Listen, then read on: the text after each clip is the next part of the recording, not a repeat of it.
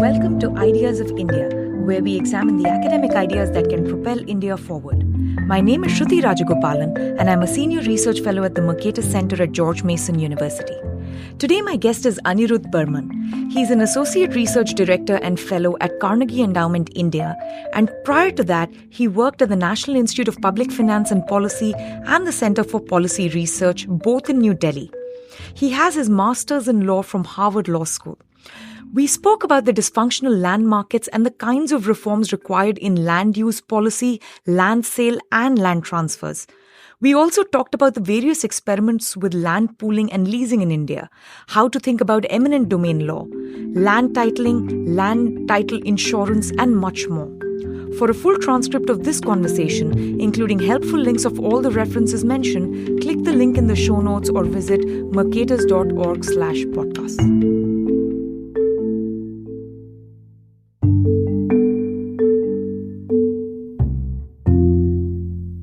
Hi Anirudh, welcome to the show. Thank you so much for doing this.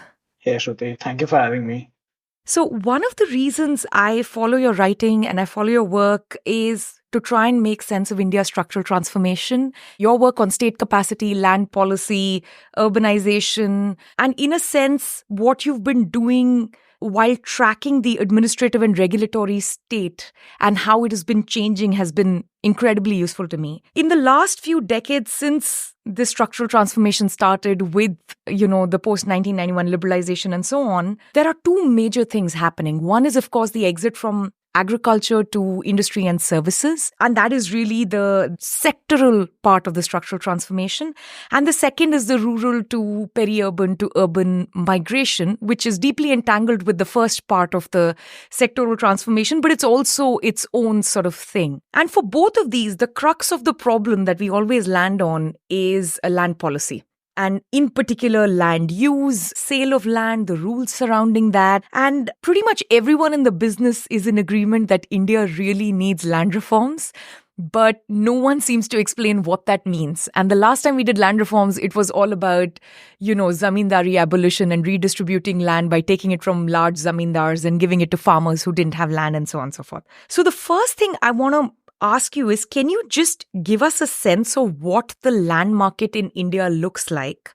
And once we understand that, then, we can pick that apart and discuss more details. Sure. I guess a great way to start off the conversation. I think one insight about thinking about land markets is that when you are looking at a market like land, which is a factor market, I think a good way to understand it is to see how well product markets that depend on land are working. Right? So if you're looking at housing, if you're looking at manufacturing, if you're looking at agriculture, which all consume land, and see how well they're working, and whether land or land use is actually a constraint in the functioning of these industries. Right? So in India, we clearly see that, all these markets function. So it's not that we have a dysfunctional land market. We've grown significantly. We've had reasonably high rates of growth since the mid-90s till the, say, mid-2014, 15, that time. And we are again beginning to see some growth now. So to the extent that land is used as a factor of production, yes, land markets are functional. At the same time, we do see other problems in the land market, which is housing is expensive. It's not very easy to get land for, say, manufacturing or industry. It's not very easy to convert agricultural land for non-agricultural purposes. Industries are always on the lookout to get suitable land to set up their manufacturing units and so on. So there's clearly a problem. Our cities are highly dense, highly crowded, probably underbuilt. So we are seeing a lot of problems in terms of, say, transaction costs when we transact in land. It's not dysfunctional, but it's not working very well. So, here, I think you're absolutely right to land on the transactions cost. But before we get into transactions cost, I want to sort of frame this conversation a little bit more in the context of the whole economy. So I guess if there is a dharma for economists, it is that resources flow to their highest valued use. And anything that gets in the way of that, including transaction costs or other frictions in the market, one would like to remove those kinds of frictions so that we can make the most productive use of scarce resources. So that's the tent pole within which I try and think about the entire problem. But with land, there are two specific issues. One is that land is immovable, right? So when we say it needs to flow to its highest valued use, it's not like human migration, or it's not like, factory units or cold storage warehousing where you can sort of like move things from one place to another. It's really wherever that land is, you're kind of bound by that. And now the entire conversation is about what that can be used for, right? So now this gets into the question of not just, are you supposed to grow food to eat and produce on it, or are you supposed to build housing on it, or are you supposed to build factories and so on? So that's one part of it. But the second part is also, how much can one build, right? What are the rules around that? So I want to try and understand what is that look like, because that's also at the state level. So what does that landscape look like? And then you can walk us through, is this a high transactions cost enterprise? Is it a low transaction and cost enterprise, and so on? Yeah, absolutely. And I don't want to give the impression that the problem is solely one of transaction costs. You're absolutely right. Of course. I think there are all kinds of restrictions on land use that are equally problematic, and then they create this suboptimal use of land. So we are always in this discussion on, land is scarce in India, which is, I mean, a ridiculous idea because there's no scarcity of land. It's artificial scarcity, which is created by our regulatory framework. So when we look at, say, land use in states, you see many examples of this. So if you're looking at cities, there are restrictions on FSI, on how much you can build on top of a particular stretch of land. And that inhibits vertical construction in cities, and therefore it leads to urban sprawl. And then you have these additional discussions on how land is scarce, right? And how agricultural land is being converted into, say, land for housing and so on. Similarly, you see these kinds of restrictions on the ability to convert agricultural land for non-agricultural purposes. So whether it's for expanding cities or whether it's for industrial units that want to create new manufacturing facilities or expand them, there's this perpetual discussion about, can you convert agricultural land? Who can buy agricultural land and who cannot? Many states have restrictions on non-agriculturalists buying agricultural land, on people from outside the state being able to buy agricultural land. And this creates this whole perception of artificial scarcity that actually leads to this very suboptimal use of land available in India. So, here I want to parse out two things that you've said, or rather, there are two categories that you've discussed. One is a set of restrictions or regulations or laws that dictate land transfer, right? And the second is those that dictate land use. And these are categorically different in the sense that the first is about sale, lease. You're actually having some kind of transfer of ownership or possession from one group to another or one individual to another. And in the second one, it could be in the hands of the same individual, right? But you could change the kind of land use. You could increase the FSI, which is the floor space index requirement, or restriction rather, and allow people to build. So can you walk us through a little bit more detail on these two broad categories? And I understand there's differences between states, but maybe some examples of what these restrictions look and feel like. So one great example of what you can do with your own piece of land is your building bylaws. So how much of, say, 1 acre plot can you actually use to build a building? Right? So many building bylaws will say you can use only 30% of the land and you have an FSI of 1 or 1.5. So that means you can actually not use 70% of the available land. Right? And again, that's an artificial scarcity because you own a 1 acre plot. Why should you be able to use only 30% of it? And if you do that at a citywide level, you're actually wasting a lot of space that could otherwise have been constructed on. And you're creating artificial scarcity within the city, right? And you're actually not using that space at all. So I think Dr. Bimal Patel and others have done a very nice paper on demonstrating how Indian cities actually waste a lot of private space which can be used for public use. And they've shown how actually Indian cities do a particularly bad job of it compared to many other good cities globally. The other example of it is just plain FSI restrictions.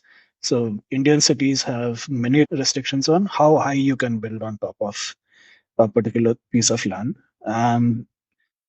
Compared to most other global cities, Indian FSI regulations are quite restrictive.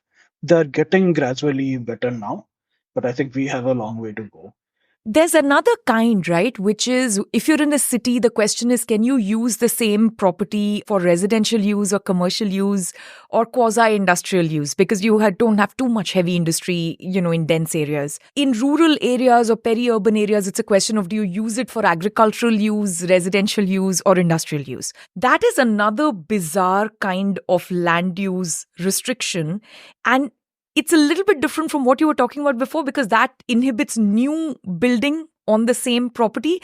But here it's a question of this capacity has already been built, and yet we won't allow someone to use it in a slightly different way should they wish to. Yeah, absolutely. And I think zoning is one of the chief ways through which we do it.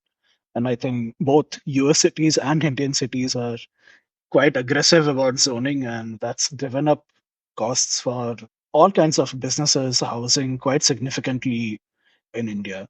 So, what it will do is to say if you have land in a residential zone, you can only build residential construction on it and you can only build housing on it. You can't set up or open a grocery store there. Right. So, I think we've gone through the historical experience of having that kind of a regime for a long time. And we are gradually now incorporating mixed use plans, slightly more flexible zoning. But again, we have a lot to do in terms of allowing much more liberal land use in these cases.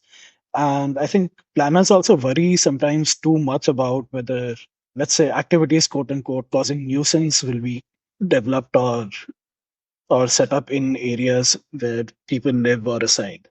But I think one thing people don't consider is that just pure land economics means that very often you can't set up the kind of industry that would create a nuisance in the middle of a city.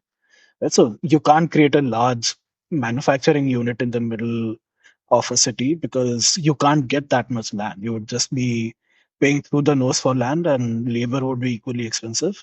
So it makes rational sense for an entrepreneur to go locate that kind of an industry on the outskirts or maybe even outside the city. So zoning has tried to basically restrict the normal activity of the market in order to control the development of the city, but not taken into account the fact that economics itself takes care a lot of the problems that it tries to solve. And it's actually almost worse than what you're saying, right? Because normally, let's take the example of something like now Mumbai, erstwhile Bombay. There were all these textile mills which were right in the middle of the city. In fact, they were like in the downtown area. But even after all the residences developed around it, the powers that be never relabeled or allowed different kinds of land use. So now they are these, Tony posh cafes and malls, which can continue some kind of commercial and industrial activity. But it's basically sort of like dead space where you have a cute cafe bang in the middle of the city. And it's caused so many downstream problems, which are sort of in some sense, some of them are nuisance bearing. One is the downtown has shifted, which means you need to dig up more for new roads and you need to dig for metros. And, this is a constant. Now it's not even a joke or a punchline in Mumbai. It's just a state of affairs. And the second part of the nuisance value is because of this artificial shortage that's been created, slums emerge. So you either have residential areas that are pure wonderland, and then you have slums which are pure nuisance. And I do mean in the classic torture sense of nuisance, which is, there are problems with sanitation, there are problems with noise, there are problems with smell, and, all those other things that we consider. So it's almost two steps worse than what you are describing in their failure to truly understand what land markets do. Yeah, absolutely. And I think slums are a classic symptom of scarcity, right? It's literally a manifestation of not thinking of the fact that land markets in a city have to cater to all sections of the society. And you cannot have these aspirational or utopian ideas of what you think is good housing only to make it unaffordable for half the city. And it's a travesty that even until recently, many master plans would not actually account for slums or slum redevelopment, right? And we only started doing that once the problem really got out of hand. So we need much more, I mean, organic and flexible planning when it is required, because I don't think you can do without any sort of planning, but you do need much more flexible, dynamic planning that is also, I mean, oriented to the economics of how the land market functions. Yeah. So, here, I mean, I love complaining about our current planners and municipal corporations and so on. But I guess just to back up, where did these classifications come from? Because it's not like the creator of the earth and the universe, whoever that may be, or no one, as it may be the case, sort of started labeling spaces and saying this is agricultural, this is urban, this is rural, this is industrial, right? Now, these labels have come from somewhere. I imagine in some places we've inherited it from a colonial government. In some places it goes as far back as the Mughal times and so on. But where did these labels come from and why are they so inflexible? So I think there's always been a question of labeling, and it has its origin in agricultural land, because at one point of time, land revenue was the main or the major source of revenue for all states. And there was a huge interest in making sure that the amount of land that is cultivable in a particular kingdom is being cultivated and the correct amount of revenue from that land is being collected. So there was a lot of emphasis put on mapping agriculture and land and making sure that the cultivator is properly mapped, the average amount of produce from that land is properly recorded, and so on. And that has sort of carried on. And I think when cities became more and more important to our condition, to societies, I think that classification system kind of carried on. With regard to, say, much more intensive land use restrictions and classifications, I think it's a, it's something that originated both in Europe and UK, which had its, I mean, conceptions in this notion of being able to plan cities according to where you wanted people to live and where you wanted them to work and so on. And then, of course, in the early 20th century, the US took it to a new level, and India also used and incorporated a lot of British notions of land use classifications and planning. One thing that is sometimes forgotten is that residents also have an interest in making sure that these labels of land use classifications stay. Because if you become a landowner and you became a landowner and the land use classification has a role in making the value of that property keep on appreciating, you don't want the classification to change, right? So if you bought land in, I don't know, a coastal regulation zone and you were able to get an exemption there, right? And you're the only person, or maybe one of five people who got that. You don't want that classification to change because the value of your property is directly related to that exemption and that classification. So I think there is a mix of this top-down vision of what a city or a society should look like, and an organic response from people who benefit from it, who have an interest in making sure that that classification stays. Yeah, so the NIMBYism that you're talking about, as we call it in the US, that's pretty prominent. But I want to go back for a second to the point you made about agricultural land, right? So James C. Scott has written about how agricultural revenue was the easiest to extract. Pretty much all nation states are sort of built around how do we maximize agricultural produce and agricultural revenue coming out of it. But one thing we've seen since the birth of the Republic in 1950 is there's a lot of continuity in other, colonial laws. But when it comes to agricultural revenue, there's almost a clean break, right? So Indian agriculture was enormously taxed. And then a part of the founding of the Indian Republic was that will no longer be the case, right? Not only will we abolish the intermediaries who collect those rents and revenues and pay those further up into the colonial food chain, we are not going to do any of that. So now it seems, a little bit bizarre to me that has continued. So, that's, I guess, part one of the question. And then part two of the question is, given that that's continued and now we are 75 years almost removed from that moment, we still don't tax agricultural land. So, what is going on in that system? Yeah, absolutely right. I mean, we basically decided not to tax agricultural land revenue because of the, entire legacy of colonialism and the fact that the land revenue was seen as exploitative, right? And one of the promises of becoming sovereign was that this exploitative system would not continue. And to some extent, we basically delivered on that promise. I think why it has continued till this date is because agriculture continues to be non remunerative. I don't see any other major factor behind it. We still have a large class of small and marginal farmers. We still have fragmented land holdings. And therefore, there is no political capacity or will to actually invest seriously in land revenue administration and agriculture, right? And to the extent that while doing a study in Rajasthan some years ago, I was told that the administrative cost of running the office of the Patwari, who goes out to collect land revenue, is higher than the land revenue collected. So we've basically done away with it for political reasons, for the reason that it was exploitative under the British. But our failure to make agriculture remunerative has meant that we can't actually think of taxing it seriously again.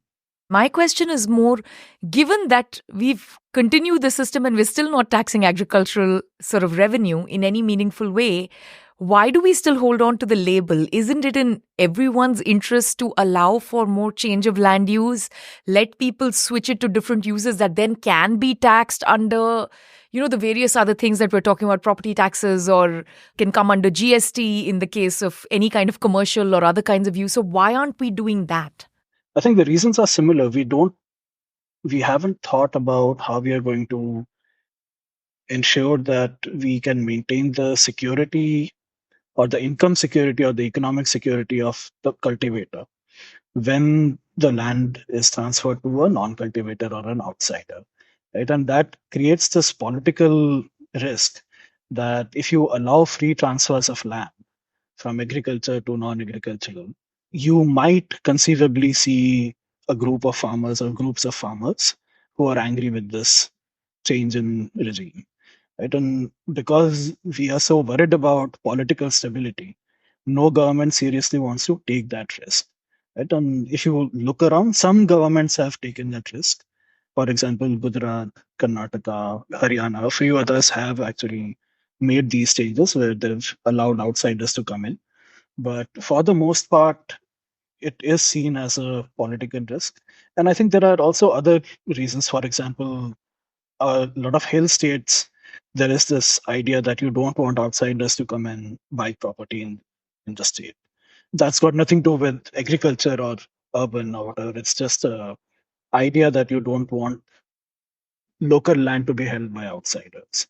Right? So it's not purely a question of whether the economics make sense, but I think there's a lot of the political that goes into these decisions.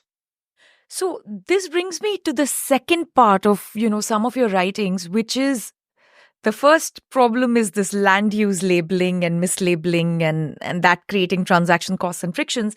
And the second is just the crazy rules surrounding land transfer, right? And you've written about this before, but here we are sort of talking about not just who is allowed to hold the land, like, you were talking about in northeastern states, they don't want someone outside the domicile, but also within those states, you can't sell it to a non-farmer or a non-plantation owner and things like that. An individual or a family, because, we have that tax category of Hindu undivided family. There are limits to how much land or property each individual or each family can own.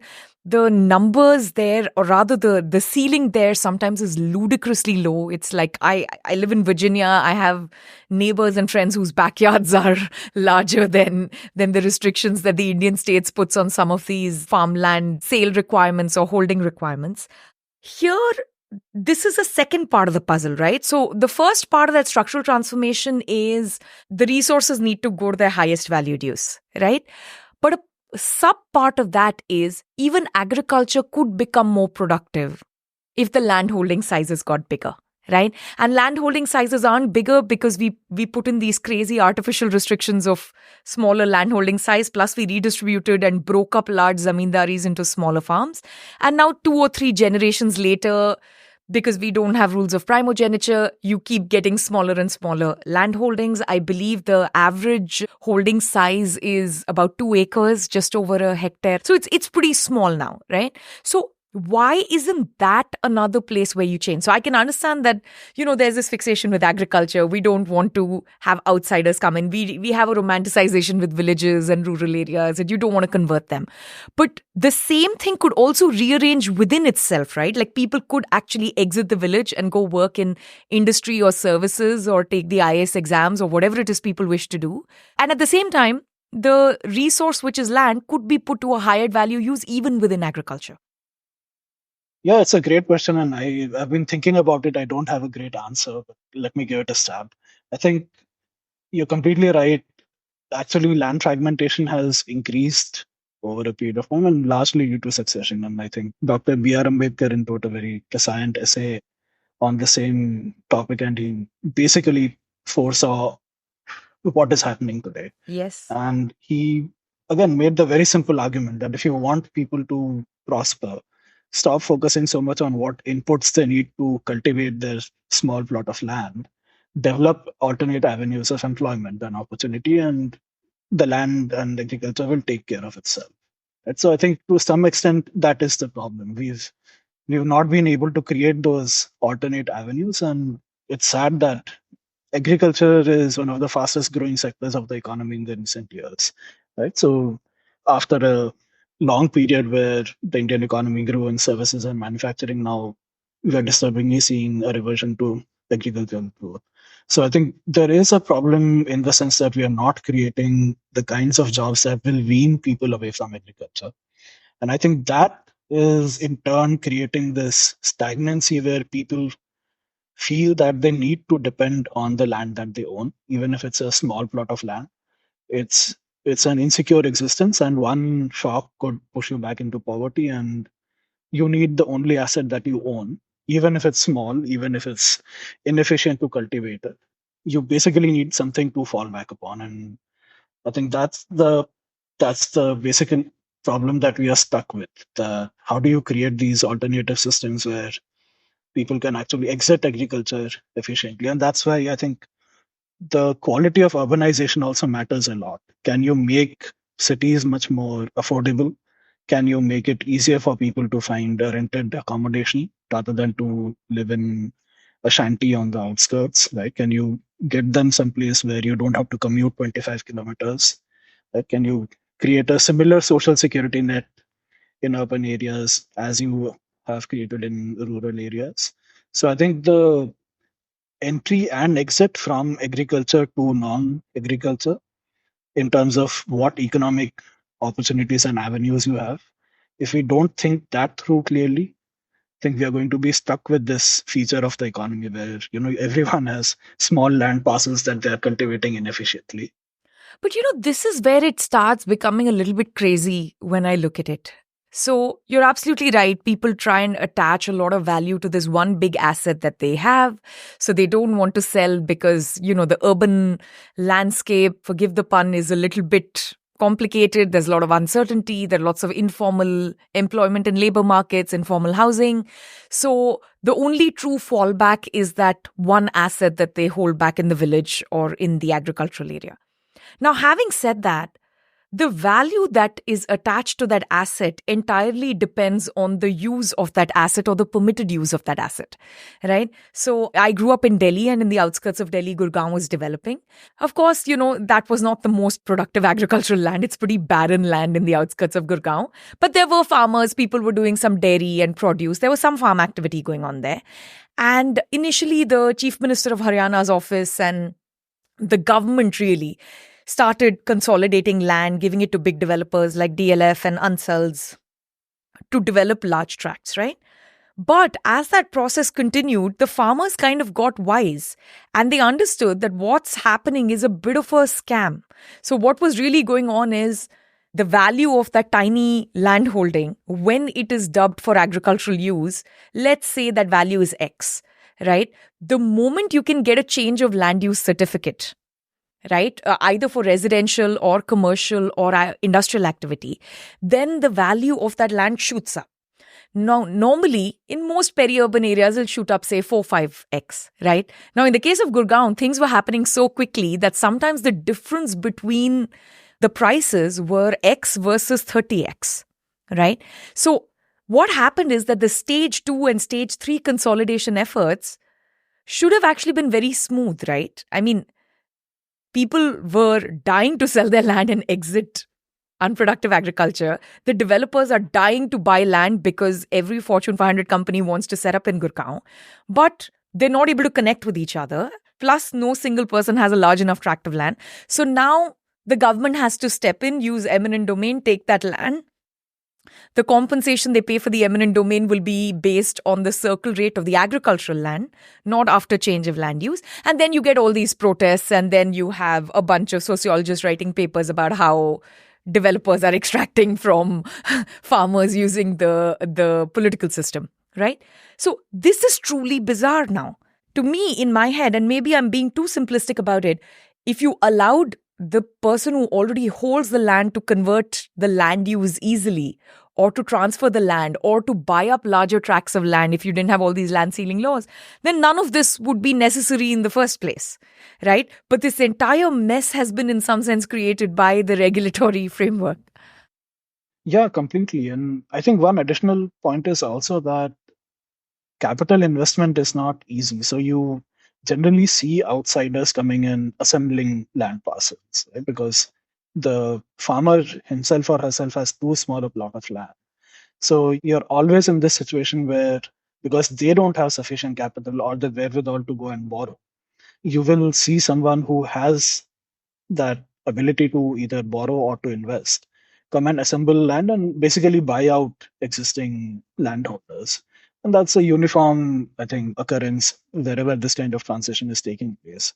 I think what is important there is, what is the role of the state as an intermediary? And are there clear rules about it actually intervening? And is it doing so in a transparent and fair manner? The problem that has occurred in India always is that land acquisition has not gone off well.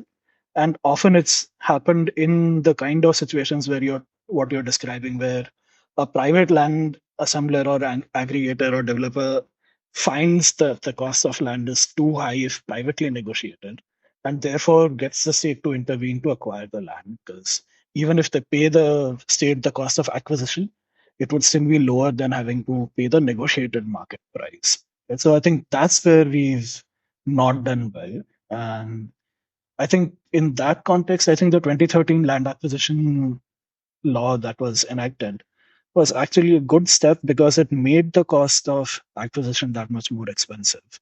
And to that extent, it forced people to do private negotiations much more than to get the state to intervene. So it both basically made public purpose acquisitions more difficult by narrowing down the definition of what the public purpose is. And it also said, we'll give you more compensation, you'll have to go through a longer process, and so on. So it actually forced entities in the market back to the negotiating table, where acquisition was often seen as a way out. I want to talk about acquisition separately, because there are a few other pieces of the puzzle, including, and land use is one of them and transaction cost is one of them. But to stick with land use, do you think one way of solving the problem is just, right now, most of the rules in India say that the person who buys the land is the person who has to petition for change of land use, right? Is it possible to have slightly more uniform rules, right? Not labeled very, very specifically, but kind of have like general uniform rules saying roughly residential, roughly agricultural, roughly industrial, roughly commercial. And the person who is selling the land can also petition for the change of land use. And then if the buyer further wishes to change the land use, they're always allowed to do that. But right now what's happening is, to change the land use, you need to submit near perfect plans of what is eventually going to be built in that place. And so what happens is that the farmers who are trying to exit agriculture can never capture the rents that you can get from the change of land use certificate. So that's actually the biggest holdout. The holdout is almost entirely a regulatory holdout, right? It's not an actual holdout where one person is being very opportunistic and trying to extract a pound of flesh from a developer or an industrialist. So am I being too simplistic in thinking that something that simple could change things quite a bit? So I would amend that a little bit by saying I think that information asymmetry is a problem. It can be overcome if you actually have land use plans that are clearly transparent. So, for example, if you say over the next 20 years, we intend to develop XYZ area as an industrial cluster, right? So everyone in that area knows that there is going to be a change in land use from a agricultural land to an industrial cluster, and people are going to be coming in looking to buy that piece of land, right? So that information asymmetry is sorted. But if you are in a situation where you are saying we are going to allow a private developer to develop this 10-acre piece of land tomorrow, and then we are going to allow him or her to develop that 20-acre piece of land tomorrow. That ad hocism is detrimental to creating information symmetry between the buyer and the seller.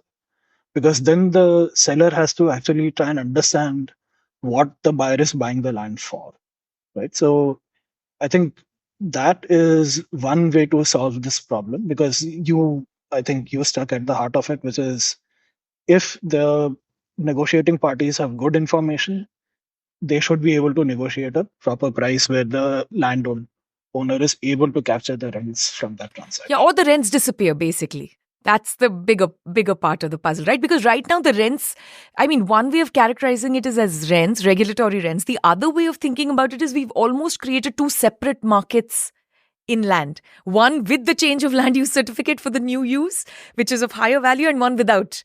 So farmers are actually selling in one market which is already depressed because you can only sell to farmers. You've depressed the prices in that market because of artificial reasons. And then in the other market, I mean, the sky is the limit on how high the land price can go sometimes, especially in places like Gurgaon. So it's almost a question of, either rents can completely disappear or dual markets.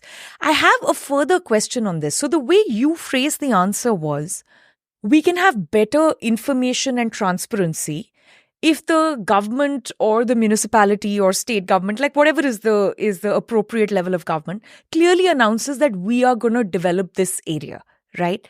Isn't that the upside down way of thinking about it? Because areas do just develop, right? Thane developed.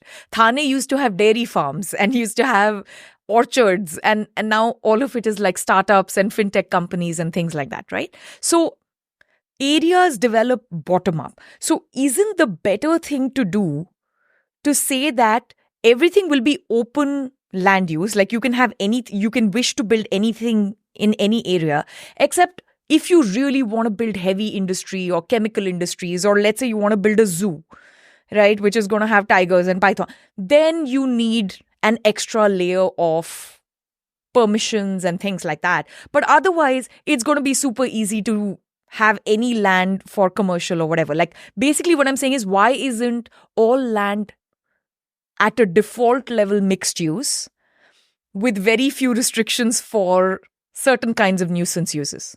You're smiling. Yeah, I really wish that were the case. And I agree that is the utopian ideal of what the regulatory framework ought to be like. My answer was through the fact that we have a particular regime in place right now. So how do you transition more effectively from that so that your farmer can actually benefit? Right? So I agree there should be a negative list of land use plans, and I think that is the position in the common law and tort law, where nuisance causing activities are basically not permitted in the core of the city or next to residences and so on, and they have to move outside. Right? So it also goes back to that idea of zoning where people used to zone areas saying you can't have a industry here, but actually under tort law and common law, you got the same answers. You can't have the industry there, but you don't need zoning for that. But to get back to the point, I think the problem is that we have a particular regulatory regime today in place which says that this land is agricultural land. Right? The question is, how do you transition in a way where the person who owns that land can actually get a fair bargain. So I think one way to do that is to give ex ante information saying we are going to develop this area, right? And the other is, of course, to remove sources of regulatory discretion and rent seeking and make some processes more clear. So, for example, some city land use change certificates I was looking at said that your redeveloped area has to have a access of a road which is 33 feet wide. Now, every municipal administrator in that locality will know which roads are 33 feet wide. You don't need a site visit to see whether that's 33 or 31. So that's a requirement which is just, custom built for rent seeking. So a lot of these can be digitized. They can be done visually on a map. They can be done online. You don't need any scope for an inspector to go and quote unquote inspect the road and so on. I think those processes will also help in curbing a lot of the problems that come with these change in land use certificates, which have often become a problem. So, I completely appreciate your point that you're thinking of this as a transition problem, right? Like, how do we solve today's problem given a particular regime and then transition to the next thing and the next thing?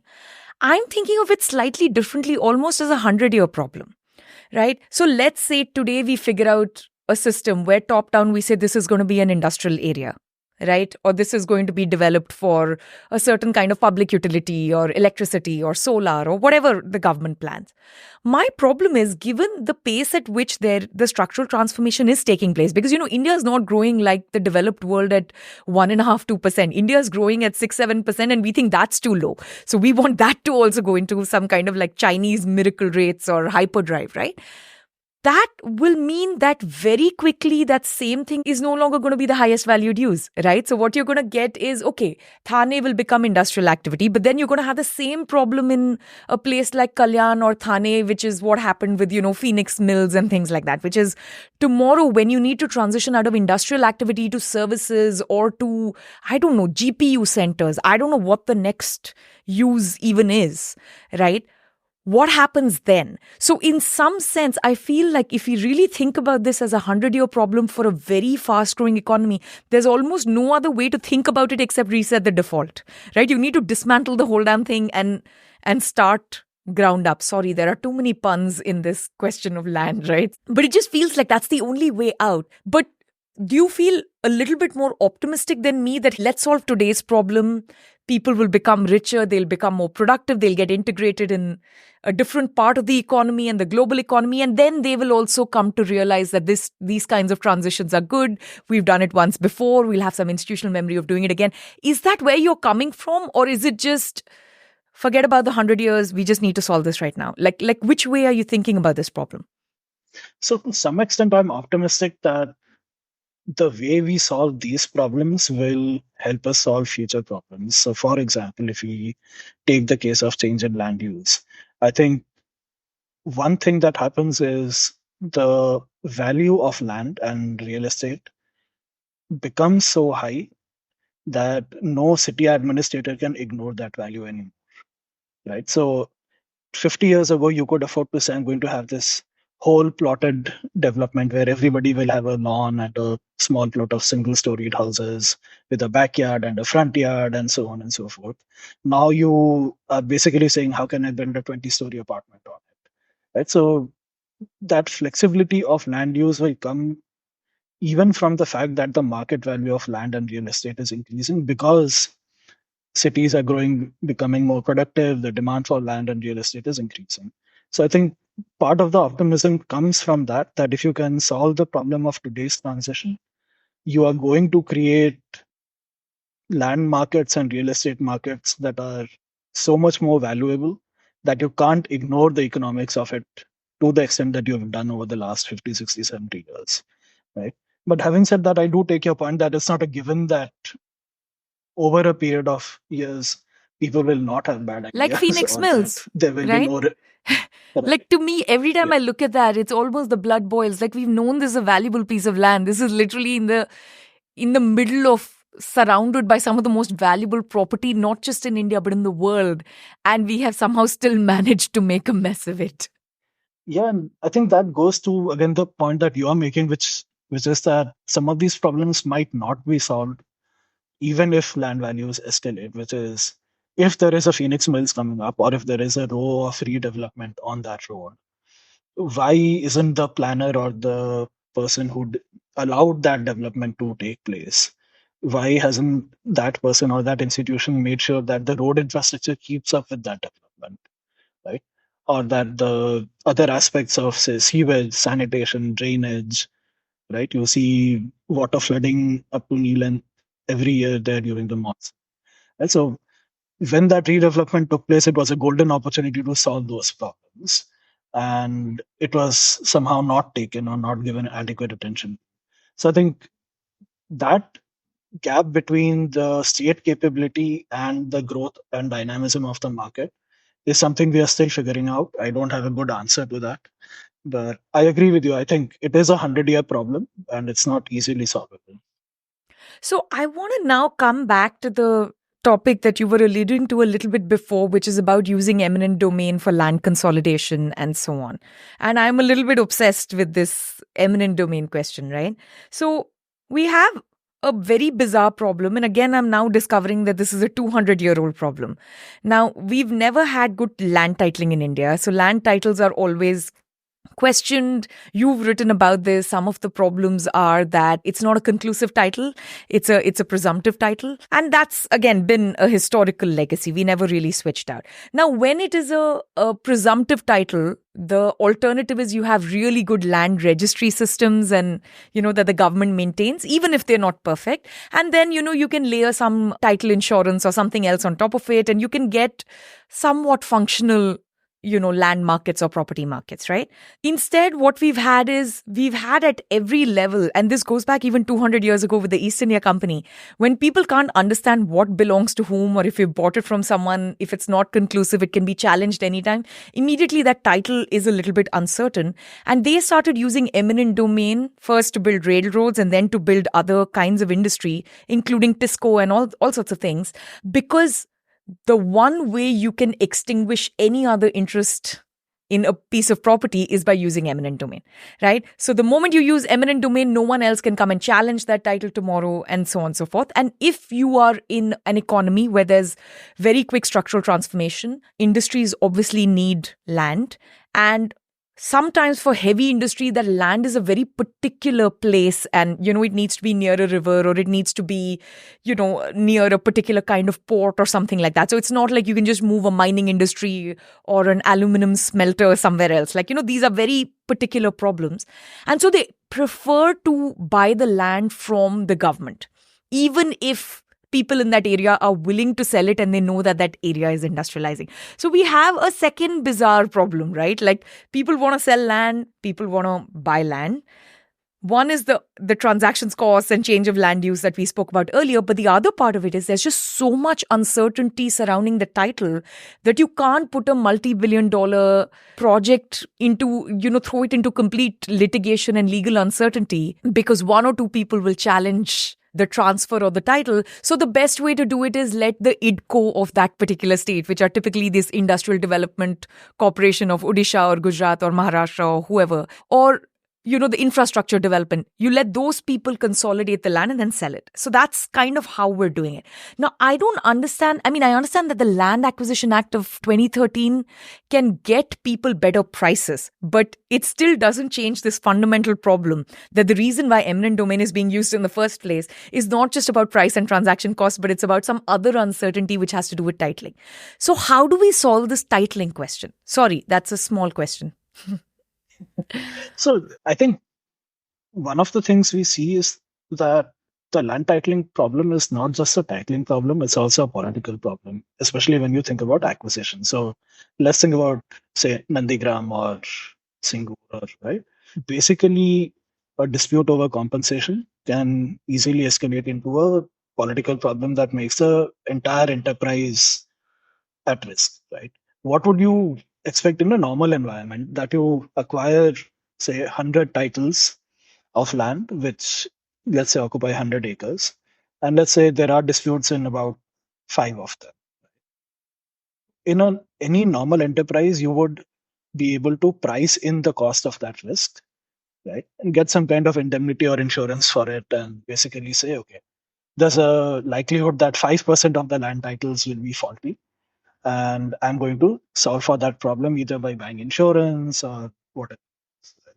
The problem in India is that if 5% of the land titles are faulty, the local farmer group, the panchayat, the politician, everyone gets involved, and your entire enterprise is at a risk. And the courts. That's the biggest risk, right? The litigation And the risk. Yeah. court, yeah, exactly, exactly. So you have this curious problem where what should ideally be a normal financial risk becomes a disproportionately large risk to viability, right? And that's the problem that acquisition is trying to solve. It's not actually trying to solve the 5% of land titles problem. It's trying to solve the problem where your entire unit can shut down tomorrow because 5% of land titles, right? And ironically enough, it's created given rise to the bigger problem where the state often acquires land at cheap prices for private use, right? At least pre-2013, that was happening on a larger scale. I don't know the extent to which it's happening now. I think it's become much more viable for farmers to sell now. So that's broadly the acquisition risk of that we see in India.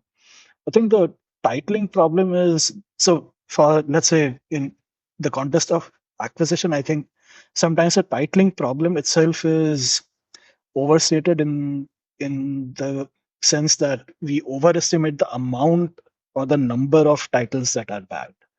Right? I think the problem is not that there's a huge number of titles that are horrible. It's just that the number of titles that matter, that should be fine or not fine. And I would actually further add to that, it's not that a huge number of titles are bad, but the problem that if you roll the dice and it's bad, then it's protracted litigation for 30 years or giant payouts or Like, enormous amount of uncertainty, which for an asset like land, it can just kill the deal, basically. I think that's the bigger issue, right? yeah. And also the other thing is that we actually don't have very granular data on what is going wrong with land titles. So we have perception surveys that a lot of disputes in courts are property related disputes. But to say that those are all land title related disputes is a bit Yeah, of a it could be stretch. inheritance, it could be something else. Exactly. Exactly. You haven't paid stamp duty correctly, you're squatting on my property, whatever it is, right? So we don't have that kind of granular data to say, okay, all our litigation is because of bad land titles. But okay, let's assume for the fact that we do have a land titling problem. And I mean, I won't deny that there are problems because of land titling. So what we see is that because we have this presumptive titling system where anybody with a better title or who can prove a better title can come and show that actually you are not the rightful owner of the property and so on. And therefore their same deed or their claim holds greater value than yours in a court of law, right? So that often leads to problems because it's hard to then ensure that there is no risk to the title that you're buying or selling. So the problem in India is because you're actually creating these two systems of registration and mutation, while at the same time we are going through this period of transition. So you first have to register your land deed or your sale deed with the sub registrar's office, and then you have to update the record in the land revenue department's land record, the mutation process. Now, some people often forget to do one or the other, all right, or mostly the second part, which is the mutation, right? And then that creates a problem because until that is complete, your name is not reflected in the land record, and therefore you're not considered the presumptive owner of the piece of property. So that is a problem, and yeah, land records need to be updated and corrected. I don't think doing this mass land record digitization is the only answer to the problem. So in India, we've been doing this for 20 years. We have a Digital India Land Record Modernization program that we've been running for 20 years. And the idea is to then, once this digitization is complete, is to move to a system of conclusive titling, where if your property details are mentioned in the land record, that is conclusive proof of your ownership of that piece of property. So that's the ultimate agenda, but we haven't reached that goal yet. I think we need other approaches to actually solve that problem as well. Before we get to the other approaches, so, just to understand this digitization process or what we're trying to do, to me, it seems like it's a slightly confused enterprise because digitization, what they're doing is simply that there will be a digital register which will reflect the physical register as accurately as possible, right? But the problem is that the physical register is not accurate and we haven't figured out how to plug those gaps. So there are a few different issues. So, one, most rural areas don't collect property tax or agricultural tax. So there's no incentive for the local government. And even if they collect it, it's not by the local government, right? So we have that other problem. So local governments would have an incentive to know what belongs to whom with very little error if they could collect taxes on it and actually pay for the registry themselves. But they don't have that incentive, so they don't do it. And then you pointed out that people always forget to register mutations, or sometimes they try to avoid registration and stamp duty, so they don't actually have, a clean thing. Plus, the registrar itself is like probably one of the most corrupt offices in the country. There are massive rents to be made there. So they can, make a lot of money by tampering with the register without paying any personal liability. So this is where that system is. So, to me, digitizing a flawed physical register doesn't solve the problem. It just makes it easier to figure out that it's a flawed physical register, right? So that's part one. Part two is the transition from a digital register, however flawed, when you move from a presumptive title to a conclusive title to a torrent system, right? Which are slightly different things. So, can you walk me through that process? Like, now that we know that digitization itself is complicated, how do you go from digitization to torrents, or should we even bother? So I think the design of the program is that once you've digitized and computerized all land records, then the computerized or digitized system becomes your system of land records in steady state. So any future changes happen online or on the digital system, and that any future updates to transactions happen online.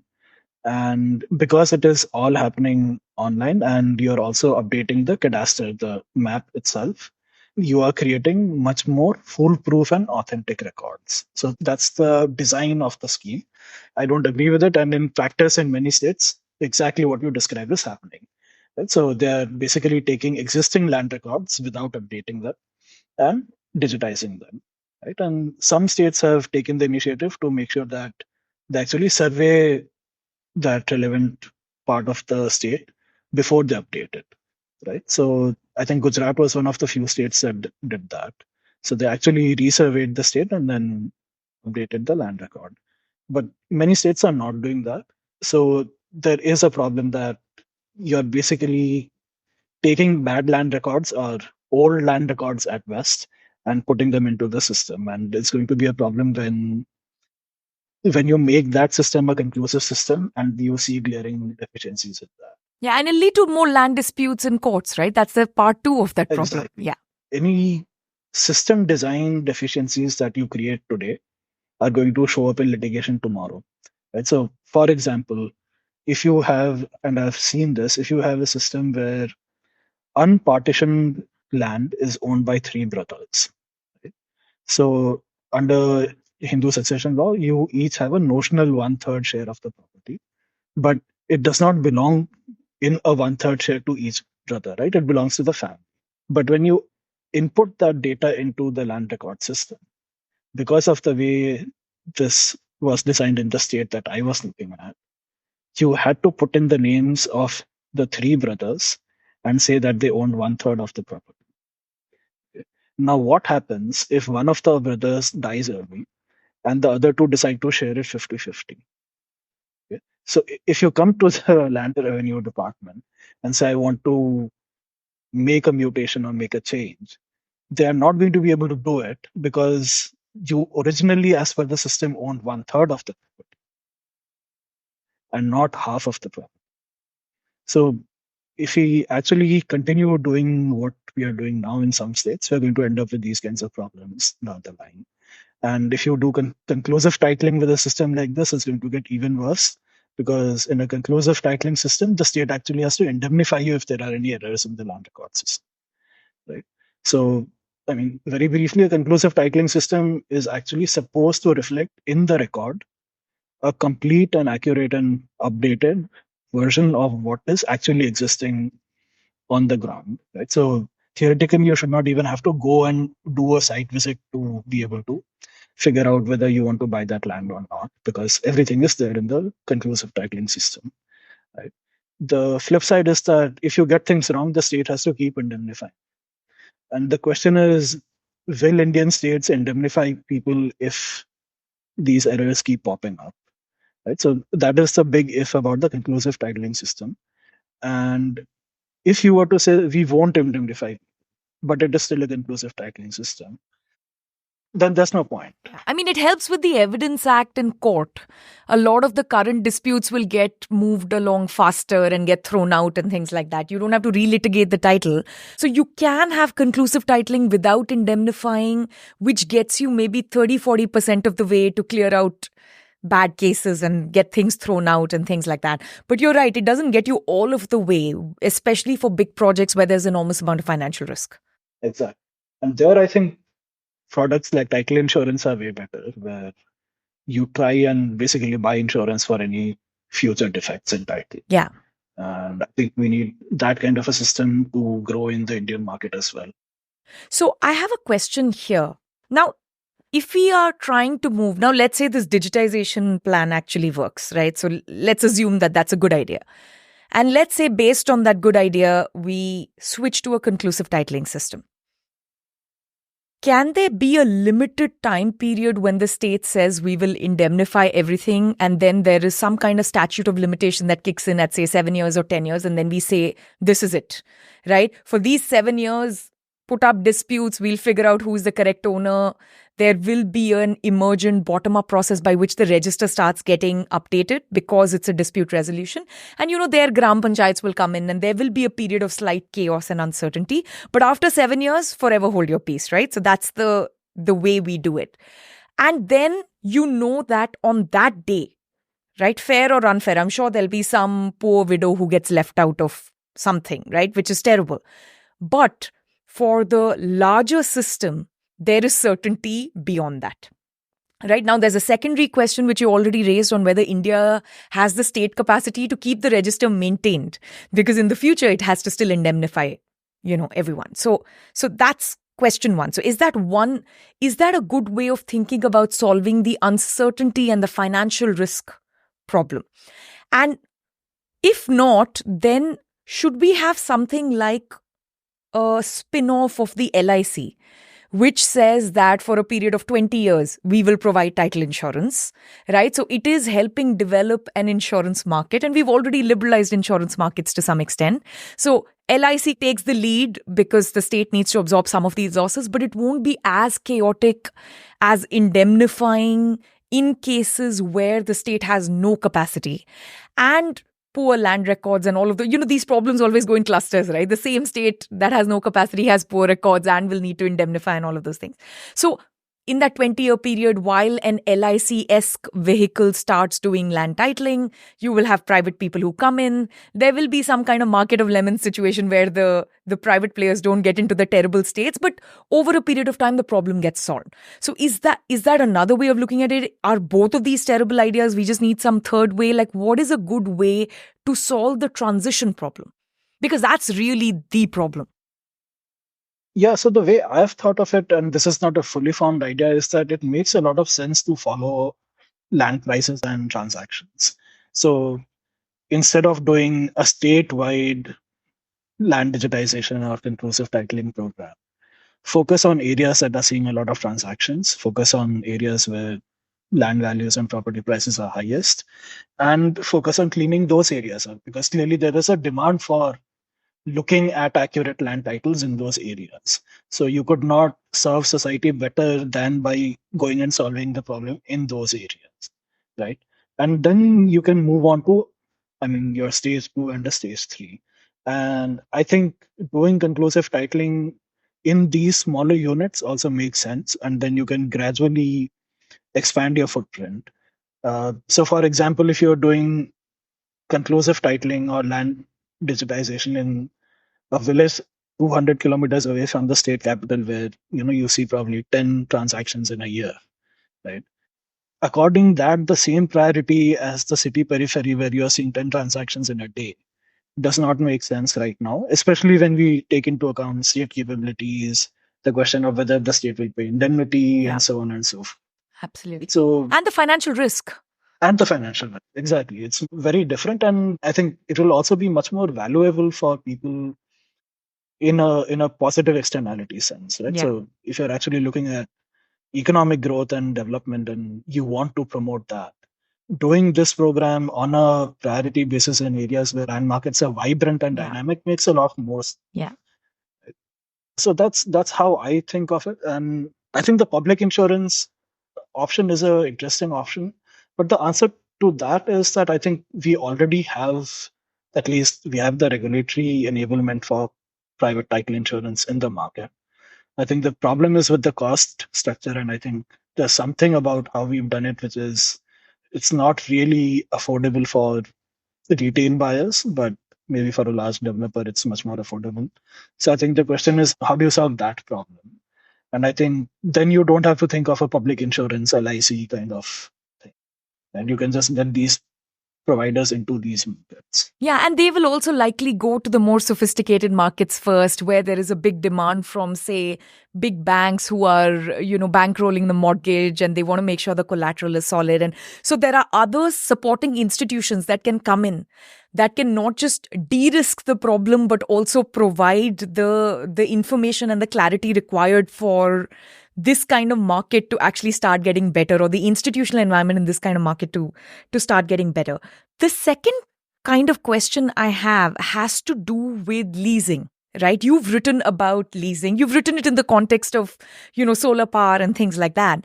But to me, land leasing option seems like another very interesting in-between way between eminent domain versus do nothing, right? So if you're thinking about the big question of land consolidation, land leasing, if the government is leasing land, let's say for a period of 25 years, then you know that it's a pretty solid title, right? Because when the lease is done, the government will give it back to an individual or a family or a firm. And you know that that title is pretty good. Like, it's not as good as an eminent domain IDCO title where all past things have been extinguished, but it's about as good as it gets, right? So is this another option going forward for large pooling of land where we don't completely subvert property rights? The government comes up with some arrangement to consolidate land through a lease. And these leases are fairly long. So, you can think of a factory setting up there or a commercial enterprise setting up there. And then after 30 years or 50 years or however long the lease is, people can figure it out. And meanwhile, because the government is an intermediary and there are other kinds of democratic pressures and so on, you know that the little guy, the one we're always trying to protect, the farmer with the under 1 hectare of land kind of situation, you know that they are not going to get completely ripped off in the transition, nor will they lose all the rents from the development, because at the end of a 30-year or a 50-year lease, that land is going to be worth a lot in case of a sale, right? So is that another way of looking at it? So I know you looked at it from the point of view of how do we set up large parks for renewable energy, but it also to me solves this other problem which you've been trying to solve in your other writing. Yeah, absolutely. And I think I was also informed a lot by looking at what China did in its transition years. And a lot of what they did was enabled by land leasing. So the Chinese legal framework does not create this elaborate Western notion of property rights, right? So, but it still manages to create property rights without calling them property rights. Right? So, and the way they did it was to basically do long-term leases. And I think from a first principles basis, it makes a lot of sense. A, for all the reasons you pointed out, the stakes are not as high as outright buying and selling. Right? You do not do a one-time negotiation. You can renegotiate after 20 years, 30 years, 50 years, 100 years, whatever it is. Second, if your future generations are not going to do any good and you're a landholder and you're not sure about their prospects, that land can either revert back to them or they can continue to earn rental income from them. So for people who are at a stage where you're beginning to move out of poverty, but you're not sure you're going to really make it, and you're still on that border and one income shock could push you back, I think it makes a lot of sense to do leasing than to be dispossessed, so to speak, of your land through sales. Right. So I think the stakes are a little lower when you're talking about leasing as opposed to buying and selling, or I mean, definitely compared to acquisition. The problem is that in India, a lot of states do not allow land leasing. Yeah. So especially agricultural So land. walk me through that. Why is that the case? Why are they not allowing leasing even to the government, which seems so crazy to me? Again, I think historical reasons, mostly to do with creating tenure security for farmers, for small farmers and tenants, and to basically make sure that the powerful zamindars in the village can repossess the land that has been redistributed, right, through the form of tenancy and leasing and so on.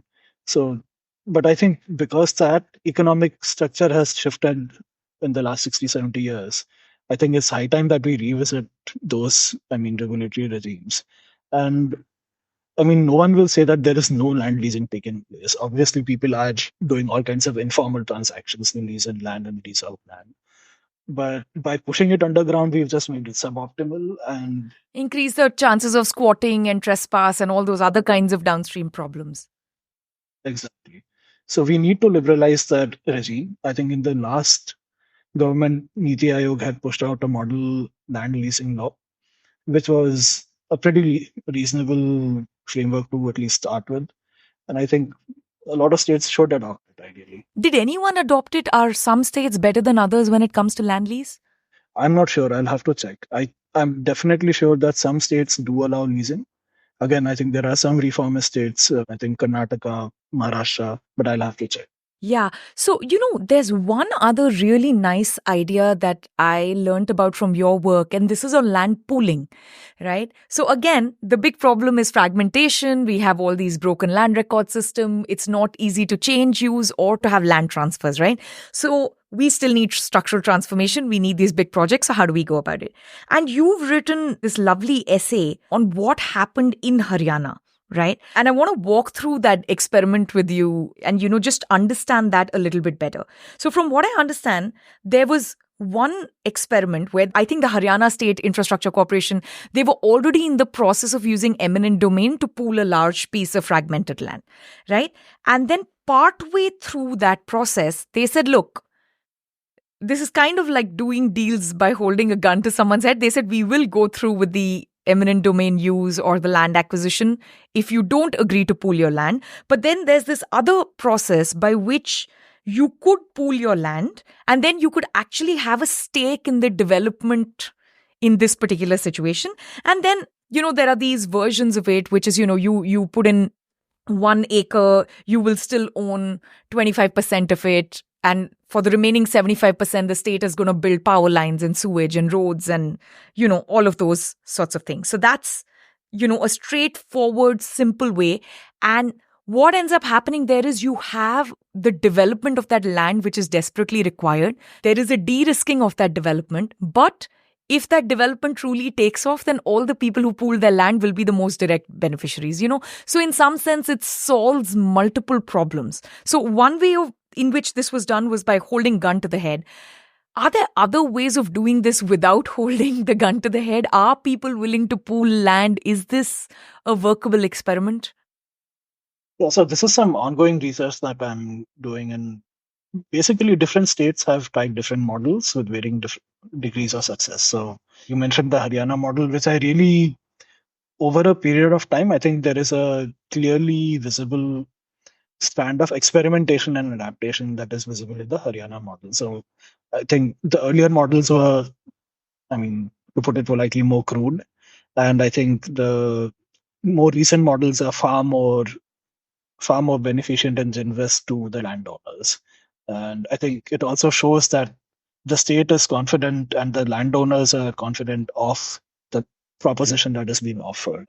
So that's one model where basically the state co-opts the landowner into the process of development and says, we'll give you a portion of the land. In some cases, even gives you incentives in addition to the redeveloped piece of land. And for the landowner, the value proposition is that the redeveloped plot of land will have better amenities, infrastructure, and so on, and the market value of the property will be much higher. Right? So The similar value proposition is used in almost all schemes across the country. So Gujarat and Maharashtra has something called the town planning scheme, which they have. Gujarat especially has used very successfully, first in Ahmedabad and now in the cities in the state. And what distinguishes the town planning scheme or the TPS is the degree of state intermediation or intervention in the process of pooling or redevelopment. So usually they'll have a very elaborate process of planning that area, of doing public consultations, of explaining to landowners what the reconstituted plot will look like, where you will get your property, whether it's the same in terms of market value as the earlier plot, and so on. A lot of that is done by your state officials, your government officials. In other models, less is done by the state. So Delhi has a land pooling scheme, which largely relies on private land assembly to do the same job. So it relies on developers to basically go and talk to landowners to convince them to reconstitute and put in the land under the land pooling scheme. So there are these different models, and I think where we are right now is at a stage of experimentation nationally to see what models will work where. And I think one critical variable is state capability and the degree of adaptiveness of these institutions. So Gujarat has one model. Can other states work that model well? I'm not so sure. Haryana has one model. Will that work equally well in, say, Karnataka, Odisha? I don't know. Right. But I think what is good is that because land acquisition has become so expensive and also was, I mean, normatively unfair and did not work out well, people are trying out these models which are much more consensual, much more participatory. And it will be interesting to see how it plays out. Yeah, and so there are a couple of really nice things you yourself point out in your essay. So, one thing I found is you're absolutely right. It's not clear the Haryana model can work somewhere else because Haryana landowners have also seen this process, right, for the last 30, 40 years. They've seen their uncles and their neighbors and their friends and their family lose land to developers. They've seen them protest. So they've also become wiser and understood that you don't want to block all development and at the same time you don't want to get ripped off, right? And it's not clear to me that, let's say, in the outskirts of Arunachal Pradesh, you have a similarly sophisticated seller because that kind of urbanization and development has simply not happened in that area so far, right? So there is some learning in the political economy that's already taken place. Or, for instance, you talked about the NENA project. This is the Navi Mumbai Infrastructure Airport Authority, something like this long acronym, right? And one of the interesting things going on there is the more number of people who sign on, the more they will adjust the FSI. And that's not obvious in most places, right? In Mumbai, the average seller is highly attuned to FSI. The developer is attuned to FSI. They understand what that means. And again, it's unclear to me that 200 kilometers in outside of, a big city in Karnataka, you're going to have a similar understanding of, we can pool land by increasing the amount of FSI, right? So maybe it happens in Amravati, but it may not happen in other places. So who should be doing these pooling schemes? I guess that's the big question that emerges from your writing on this. Should it be something as specific as the airport authority, as in the case of Navi Mumbai? Should, literally for each infrastructure project, we float a new vehicle and, that does it? Should it be a more generalized, uniform law that Niti Aayog suggests? Something like the Haryana experiment number 2, which says if you pull in X amount of land and you're more than X percentage of the overall land, you get a board seat in the new development. Should it be the government that is doing the development? Should it be the private case like Delhi? Who should decide this? What level of government should decide this? What level should we set the regulation at? So I think there are 2 or 3 ways to cut this. I think one is to say what is the role of the state and what are the principal functions involved here, and who should be performing which function, right? So clearly there is a planning function involved, which is somebody has to say what will this area look like after we've done the pooling and put in the amenities and infrastructure. Where will the shopping mall be and where will people live and where will be the hospital and so on, right? So somebody has to do a little bit of that, even if it's a private developer, right? So then there is the assembly function. Someone has to go and convince people to pool. right? So they have to convince them of the value proposition, give them some credibility that you will actually get your plot back or the market value of your plot back, which is a very important part of the entire process, right? Because you can't afford holdouts, you want to get as much consensus as you can, and so. And then someone has to make sure that the infrastructure is developed, at least the trunk infrastructure. So if there is a major road or a major sewage pipeline that has to come in. And finally, there is the kind of oversight and dispute resolution team Yeah, that whatever was promised was actually done. was actually done. So you can cut the other three, four functions depending on what your preference is. But I think that oversight and grievance redress, contract enforcement function has to be done by the state. Right? So I think that is a constant no matter what scheme you adopt. And then it really depends on the degree of state capability for the other four functions. Right? So can you do Ahmedabad Urban Development Authority level of town planning and land assembly in Delhi or Gurgaon? Right? If you can't, if the DDA can't, then maybe it's better for a DLF or an answer to, right? And therefore, the scheme will look very different depending on what capabilities the respective state institutions have and also the degree of credibility. If landowners in Delhi don't trust the DDA for some reason, right, it's going to be very difficult to run the Gujarat kind of TPS in Delhi. So I think those are the critical variables. And other than that, I think there is a lot of scope for adaptation based on where you are placed and how you view yourself and what the local market looks like. So I don't think there should be a massive central push to say, take this model, do that model. I think it's more important to think of what are the functional roles and responsibilities and how do city planners, urban development bodies think of who can do this best. So, here I feel like there are two additional issues, and these are like the big political economic issues, right? Like if you solve this for land, you can kind of solve this for so many other things. One is sometimes you have an over capable state in, this is sort of like the regime uncertainty that is introduced because in a city like Mumbai, the politician or the corporator is totally in bed with the developers. But what happens if the government changes, right? What happens if everything gets called into question? The Supreme Court or the High Court realize this was totally corrupt, it was a scam, they invalidate all the contracts. People who actually donated their land to land pooling, it gets stuck in litigation for 20, 30 years. It all comes to naught. So one is, those kinds of political economy problems for which there's no solution, but they get in the way. And these political economy problems are also the sorts that present themselves in the most valuable areas, because that's where the cronies are attracted, right? where the honeypot is. So that's one part. But the other part is there a model in states like, say, Bihar, or even like, say, a small state, Himachal, or something like that, where we don't have very high level of capability for this kind of structural transformation, or at least it hasn't been demonstrated yet, but there could be some vehicle that comes in, either a state-owned corporation or a union government or a private? How does that get stitched together? So, sometimes it gets stitched together in places like Bombay and Ahmedabad a little too easily, and then that also is a problem. And then sometimes it can't get stitched together at all because it has potential, but the land is not valuable yet to attract the crazy characters involved.